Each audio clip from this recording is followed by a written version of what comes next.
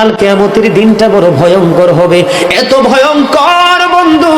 আমার নবী বলেছেন উলঙ্গ অবস্থায় মানুষগুলো হাসুরের ময়দানে একত্রিত হবে রে। ও বন্ধু, প্রত্যেকের কবর থেকে ওই হাসুরের ময়দানটা কমপক্ষে 50,000 বছরের রাস্তা হবে রে বন্ধু। এই জন্য নবী যখন মেরাজের রজনীতে বোরাক দেখেছিল, আমার নবীকে আল্লাহ দাওয়াত দিয়েছে, বোরাক দেখে আমার নবী এত ক্রন্দন করেছিল, মনে হয়েছিল যেন আমার নবীর চক্ষু মুবারক দুইটা ঝর্ণা হয়ে গেছে।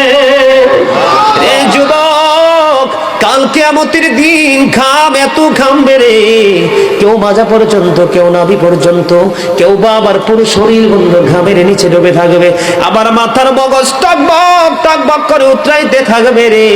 আল্লাহ বলেছেন লা ইয়ামুতু, people will not die that day, সেদিন মানুষ আর মরতে পারবে না।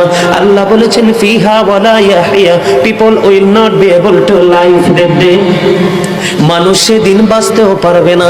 আবার আল্লাহ বলেছেন অমাহুম আনহা বিগাইবিন, people will not be able to escape that day, সেদিন মানুষ সেখান থেকে পালিয়ে যেতেও পারবে না রে।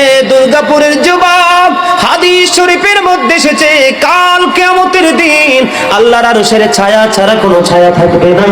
ওই কাল কিয়ামতের দিন এই দুর্গাপুরের যুবকগুলো চাইয়া দেখেন চাতক পাখির মতো বসে আছে। আমার কাছে এত সুন্দর লাগে রে যুবক, আমার হৃদয়টা ঠান্ডা হয়ে গেছে, কলিজা ছুঁয়ে গেছে তোমাদের উপস্থিতি এবং মনোযোগ। আল্লাহ রাব্বুল আলামিন হাদিস শরীফের মধ্যে এসেছে কাল কিয়ামতের দিন আর 7 শ্রেণীর মানুষকে আল্লাহর আরশের ছায়ার নিচে জায়গা দিবে রে। এর মধ্যে বিশাল একটা টিম থাকবে পৃথিবীর যুবকেরা।